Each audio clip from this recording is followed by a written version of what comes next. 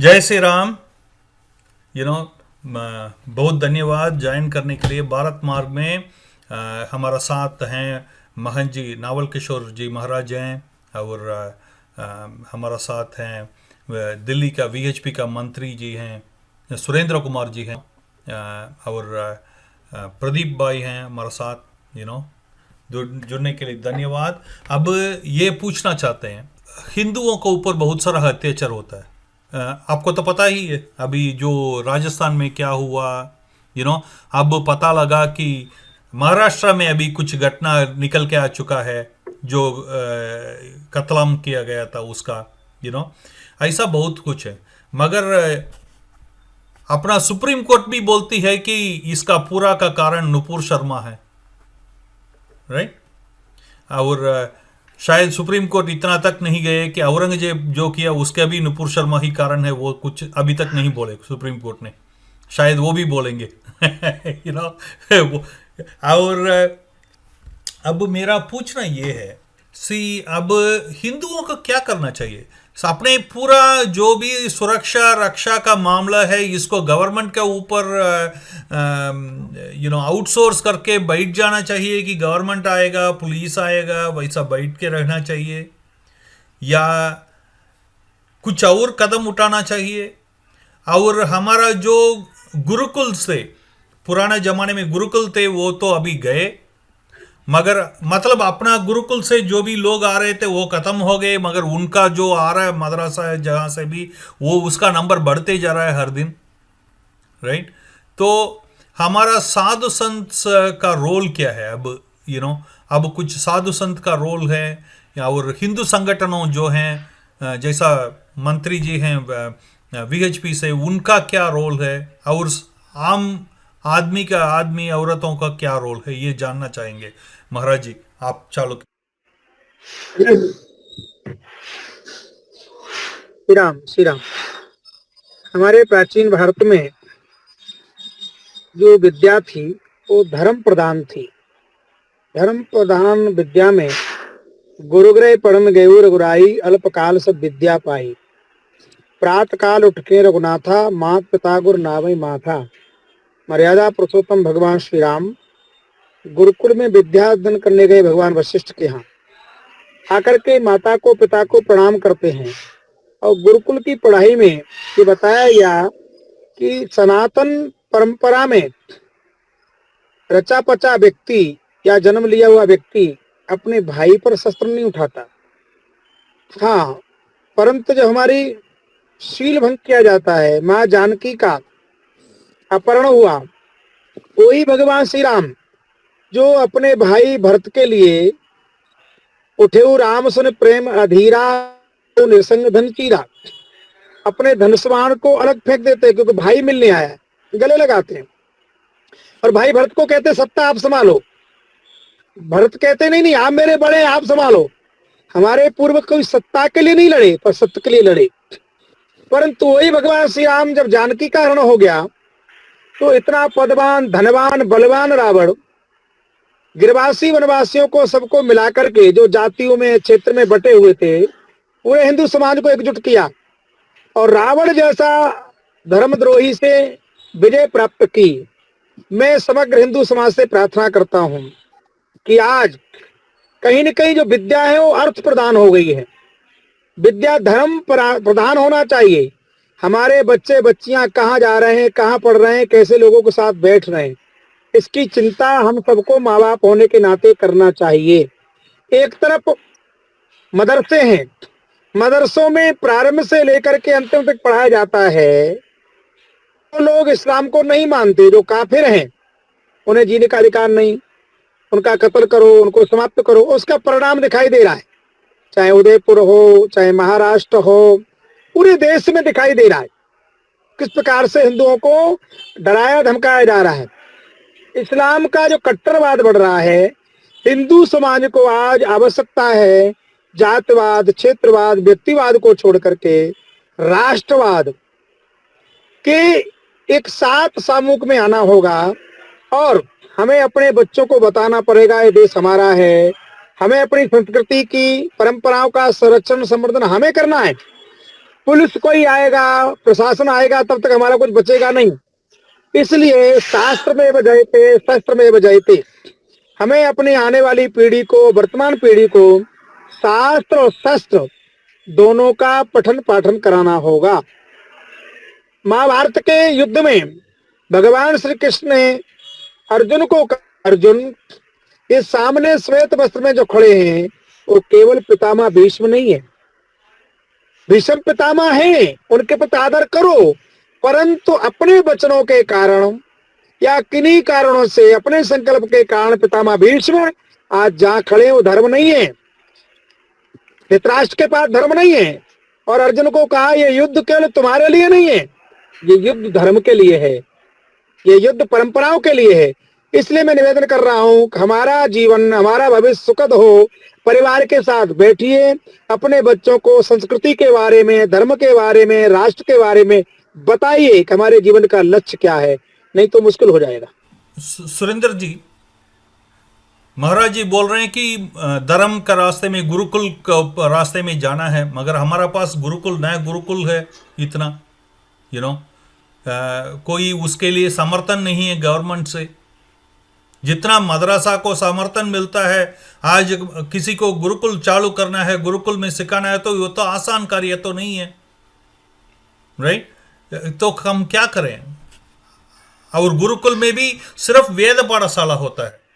नहीं, मैंने एक निवेदन और किया था कि घर में बैठ के बच्चों को संस्कृति के बारे में बताएं, धर्म के बारे में बताएं, और जो गुरुकुल खुले उसमें संस्कृत के साथ साथ बाकी सब्जेक्ट भी पढ़ाए जाएं।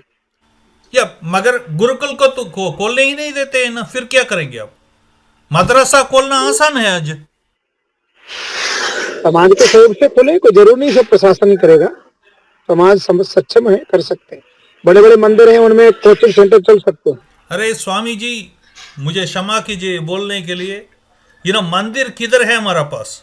आज जो सबसे धनवान मंदिर है तिरुपति, उससे 2 चीज से अपना राज्य चलते हैं, सारे वेलफेयर स्कीम चलती है आज। एक हुंडी का पैसा, दूसरा लिकर का शॉप।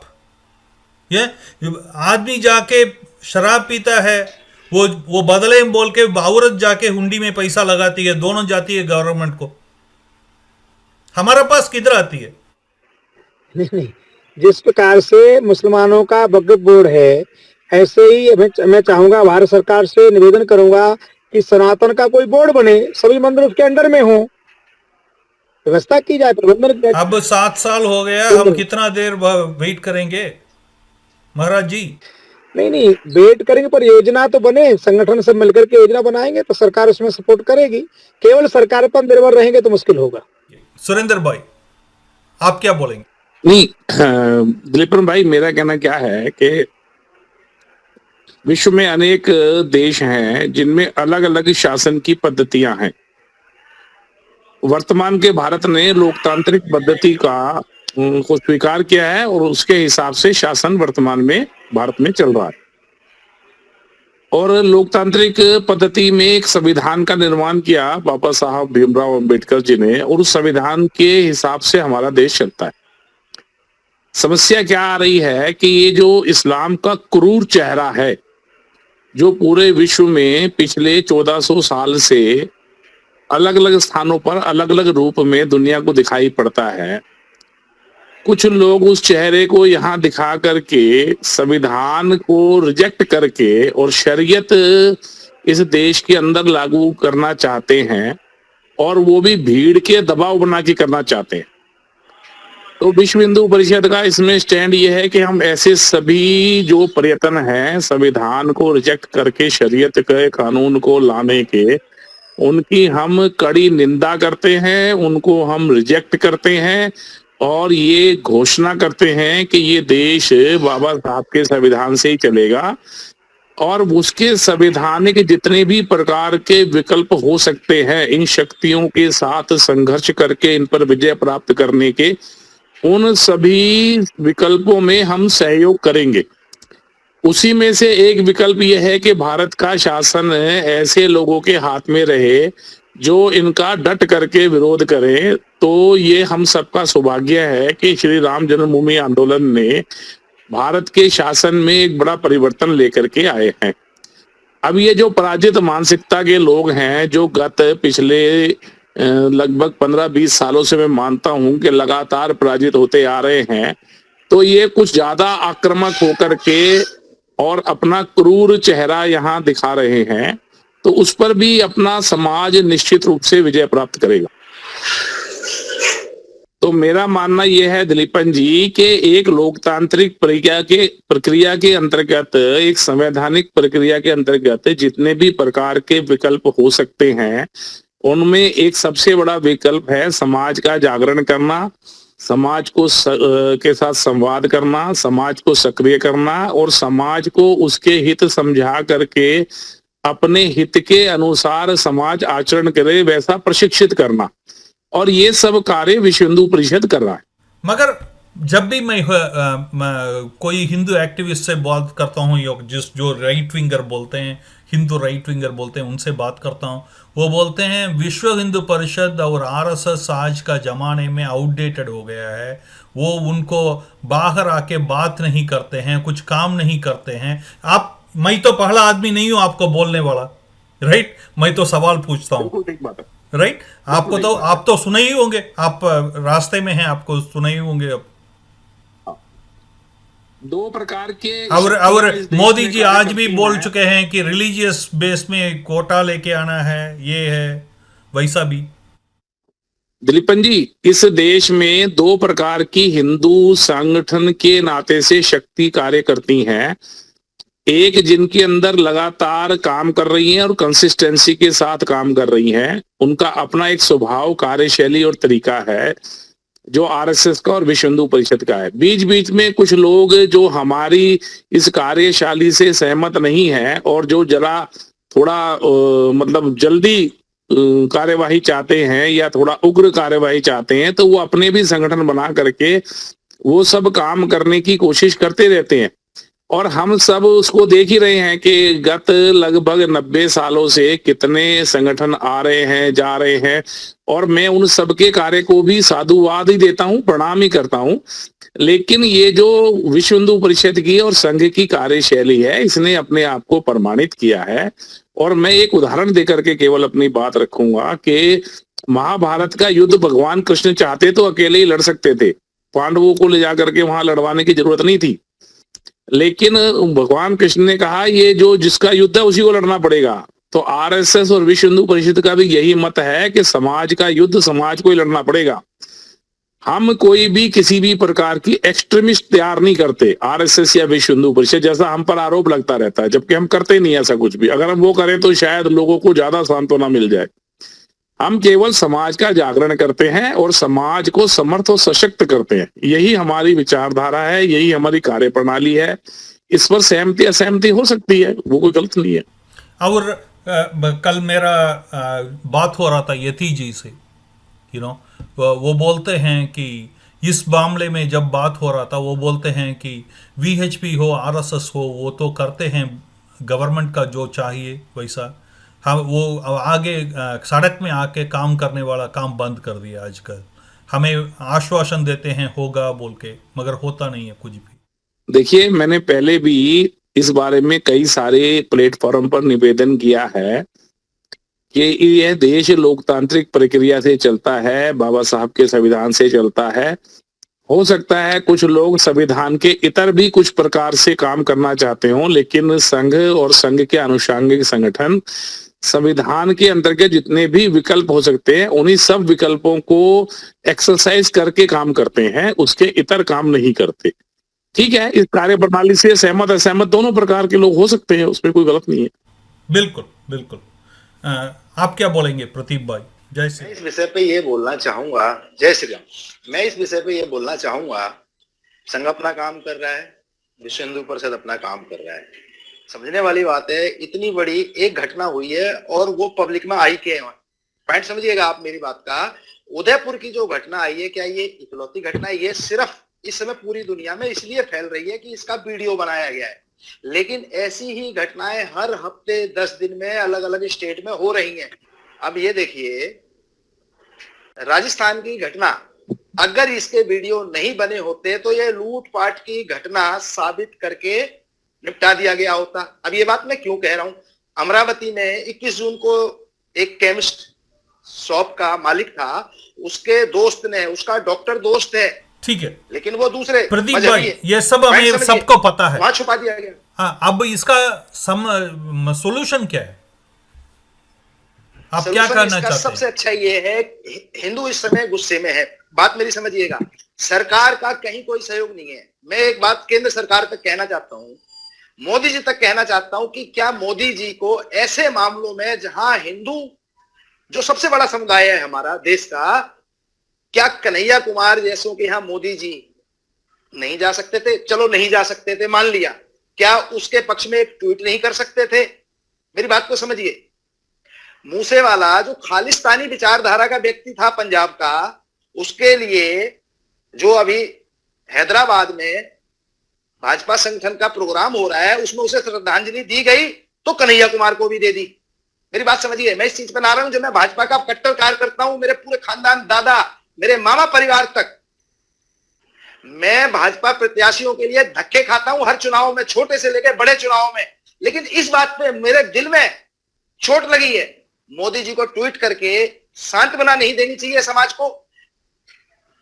समझने वाली बात यह है कि आज हमें ऐसा लगने लगा है कि हम अनाथ हो गए हैं, सरकार हमारा साथ कहां दे रही है, समझ में ही नहीं आ रहा है। उत्तर प्रदेश के हालात किस तरीके से हैं, और यह घटना सिर्फ और सिर्फ वीडियो बनने के कारण है। अमरावती वाली घटना दूसरी सरकार होने की वजह से क्लियर नहीं हुई, जब सरकार पलटी तो वो मीडिया में आई है। मेरठ की एक घटना है, एलएलबी के छात्र को 3-4 शांति प्रेमियों, उसके वो भी फ्रेंड है, उन्होंने मार दिया। मैं ये कहना चाह रहा हूं, हिंदू को हमारी ही सरकार क्या हमें अनाथ कर रही है? सरकार इस पे सख्त एक्शन क्यों नहीं ले रही है? सारा काम विश्व हिंदू परिषद, डीएचपी या पब्लिक के जुम्मे नहीं डाला जा सकता। सरकार को जो करना चाहिए, एनआईए भेज दिया, ये होगा वो होगा, लेकिन हकीकत में मैं एक आम आदमी की तरफ से बोल रहा हूं, आम आदमी आज बहुत दुखी है। जो कट्टर से कट्टर भाजपा संघ के समर्थक हैं, उनसे मेरी बात रूटीन में होती है, और वो बहुत ज्यादा दुखी हैं कि सरकार भाजपा की होते हुए भी सही तरीके से सरकार के शीर्ष स्तर पर कोई बयान नहीं दिया जा रहा है। Okay, very nice. अब स्वामी जी, ये अपना ये जो कट्टरपंथी हैं जो काम कर रहे हैं, वो तो अलग बात है। अभी सुप्रीम कोर्ट का जजेस भी बात करना चाहिए, बात करते हैं कि नुपुर शर्मा के वजह से औरंगजेब ने कत्लेआम किया। ये किधर तक जाएगा? ये नुपुर शर्मा को कितना देर खींच के लाएंगे ये लोग? देखिए, इनको तो कोई ना कोई बहाना चाहिए। इनको क्या नुपुर शर्मा को मरवाने का काम करते हैं क्या? सुप्रीम कोर्ट में बैठ के ये लोगों का काम क्या है? सुनिए, इनको केवल हिंदुओं का कत्लेआम करना है, जिहाद करना है, इनको हिंदुओं की हत्या करना है। नूपुर का जो वचन है, उनने केवल बहाना है वो, इसके अलावा और कुछ नहीं है। अब कोर्ट ने कहा है, बात लिखित में जो ऑर्डर दिया उसमें तो ऐसा नहीं है, परंतु मौखिक कहा है। तो मैं तो ये कह रहा हूं कि कोर्ट और विषयों पे तो कभी नहीं बोलता। सामूहिक हत्या अभी आज नूपुर ने कहा है, ये तो इस प्रकार की हत्याएं पिछले करीब 50 सालों से हो रही हैं। 50 साल हजारों हमारे मंदिर खाती है, तब तो कोई नूपुर ने नहीं बोला था। 2013 में मुजफ्फरनगर में की हत्या कर दी गई, तब तो नूपुर ने भी कुछ नहीं बोला था। 2013 में हमारे कार्यकर्ताओं की हत्या कर दी, तब तो नूपुर ने नहीं बोला था। तो नूपुर वगैरह ये तो केवल एक बहाना है, और इसका जवाब देने के लिए हिंदू समाज को मैं फिर कह रहा हूं, कहीं ना कहीं एक, जो देखो, प्रजातंत्र में सिर गिने जाते हैं। प्रजातंत्र में आप मौन रहोगे तो प्रजातंत्र आपको दबाएगा। सरकार हो चाहे कोर्ट हो, वो देखता है कि किसका बाहुल्य है। हिंदू समाज परमात्मा की आराधना करता है, अच्छी बात है। हिंदू समाज कानून का अक्षर से पालन करता है, अच्छी बात है। हिंदू समाज कानून को हाथ में नहीं लेता, अच्छी बात है। परंतु यही संविधान हमें अपने आत्मरक्षा करने का, अपने परिवार की रक्षा करने का भी तो अधिकार देता है। हमारे आस्था के विषय में कुछ भी बोले तो अभिव्यक्ति हो जाती है। हम कुछ बोलते हैं, नूपुर ने जो बोला वो जाकर हुसैन ने बोला, तो कोई बात नहीं। मैं फिर भी कहता हूं, किसी की आस्था को आघात नहीं पहुंचाना, परंतु हमारी आस्था को कोई खिलवाड़ करेगा, हमारे महादेव को फुहारा बना देंगे आप, इमाम हुसैन हुआ 20 था, बार, उसने हमारे 20 भगवान बार के स्वामी इतने जी, तस्वीरें बनाई, 20 उसको बार क्या हुआ? महादेव आवाज दिया ना? को, उसी डिबेट में 20 बार महादेव को गाली दिया गया। उसके बारे में बोलने के लिए किसी के पास ये नहीं है। और कुछ नहीं भाई, इसने जितने बढ़ हिंदू के समाज, एक बात बोल दिए तो इसका हाल खराब कर दिए ये लोग। कुछ नहीं, हिंदू समाज अपनी आस्था के संरक्षण संवर्धन के लिए जिससे घर से बाहर निकलना शुरू कर देगा ना, कुछ नहीं करे, मैं नहीं कहता हूं किसी में हमला करे, पर एक बार समूह में घर से तो निकले, घर से निकलेगा तो सरकार भी बात सुनेगी, कोर्ट भी सुनेगा, प्रशासन सब सुनेंगे। हम घर से निकल के अपनी बात तो रखें, प्रजातंत्र के ढंग से रखें, कानून के दायरे में रखें। जब हम सुनकर के टीवी में देख करके कहेंगे अच्छा नहीं हुआ, तो ऐसा ही होगा। आज कोई कन्हैया मरा है, आज कोई उमेश मरा है, कल कोई और मरेगा। ये तो निरंतर बढ़ना ही बढ़ना है, क्योंकि उनको तो यही सिखाया जाता है। हम सोचते हैं हमारा बालक डॉक्टर बने, वकील बने, आईपीएस बने, अच्छी बात, हमारा अधिकार बने, पर उनके यहाँ तो बचपन से ही चाकू हाथ में दे दिया जाता है। हमारा बालक गिरता है तो हम कहते हैं चींटी मर गई, अपना दर्द भूलता है, चींटी देखता है। इसलिए आज पूरे समग्र समाज को आवश्यकता है कि हर समाज कम से कम धर्म के लिए, राष्ट्र के लिए, संस्कृति के लिए एक हो जाए। मुस्लिम समाज में भी 72 फिरके हैं, हमारे यहाँ भी अलग अलग समाज हैं, पर इस्लाम के नाम पे एक हैं, हम धर्म के नाम पर एक नहीं है। तो कहीं ना कहीं हमें भी अपनी आने वाली पीढ़ी को, वर्तमान पीढ़ी को बताना पड़ेगा।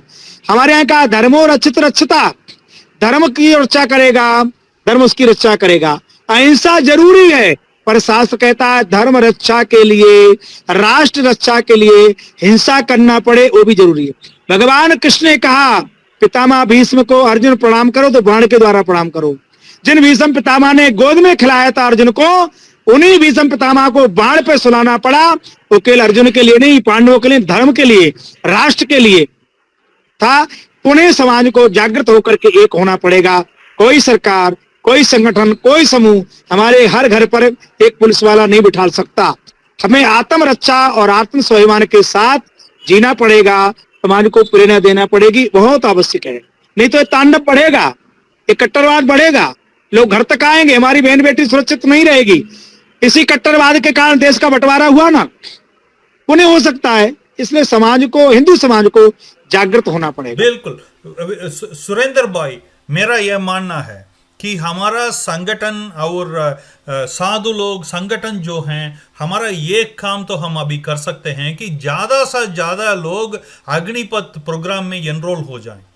ये अपने भाई बंधुओं को, अपने बच्चों को हम उत्साहित कर सकें। ये समाधान होगा क्या फ्यूचर के लिए? आप क्या बोलते हैं? क्योंकि हाँ, दो बातें मैं दिलीपन जी कहना चाहता हूँ। एक बात तो जो आपने ये कहा कि इस प्रकार की जो योजनाएं आती है, समाज को अपना विवेक रखते हुए उन पर ज्यादा से ज्यादा भागीदारी करनी चाहिए, ये बिल्कुल ठीक है। अग्निपथ जो योजना है, अग्निवीर बनाने की, समाज की बड़ी मात्रा में भागीदारी होनी चाहिए और हुई भी है। 2 लाख से ज्यादा नवयुवकों ने उसके लिए आवेदन किया है।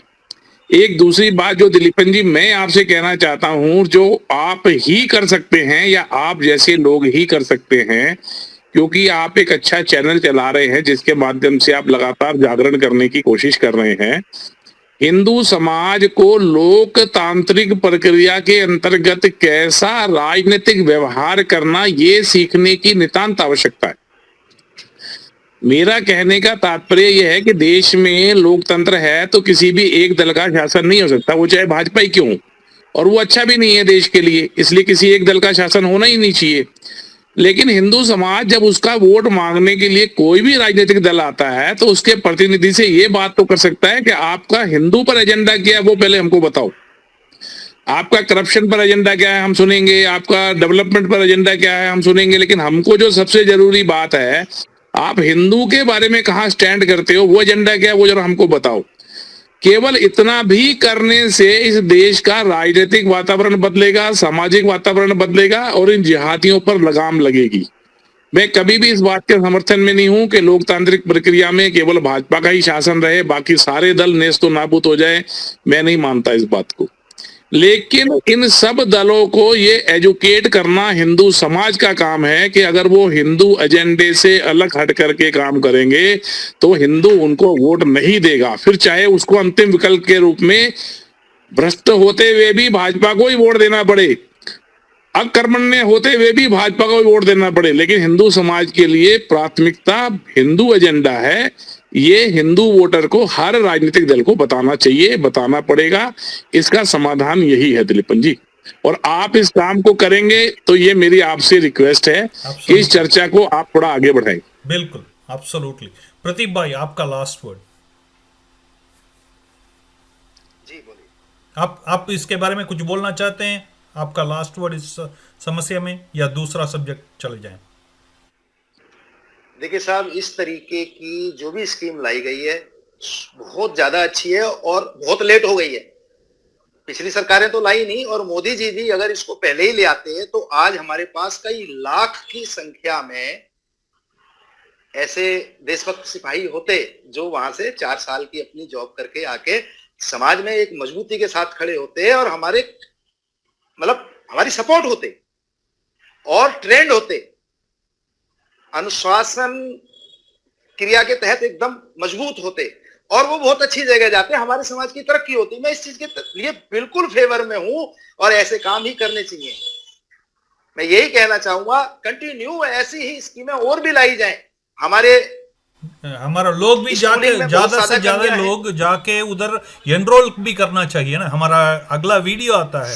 सर मेरे बेटे ने खुद किया है। बिल्कुल, हमें 10-10 लोगों को खुद भेजना चाहिए। मेरे बेटे ने किया है, मैंने खुद करवाया है। अग्निपथ, अग्निवीर में जो एनरोल होके ज्यादा से ज्यादा लोग एनरोल होके सक्सेस हो रहे हैं हमारा तरफ से, नहीं तो वो जाएंगे। अगर हम नहीं जाते तो राक्षस लोग जाएंगे, राइट? फिर हम क्या बोलेंगे? फिर सब यही होगा। बट एनीवे, बहुत अच्छी स्कीम आपका बेटा ज्वाइन कर चुके हैं अग्निपथ के द्वारा जी। सिलेक्शन हो गया? ज्वाइन नहीं हुआ अभी, फार्म अभी सिलेक्शन नहीं हुआ है, प्रक्रिया में है। बहुत बढ़िया, बहुत बढ़िया।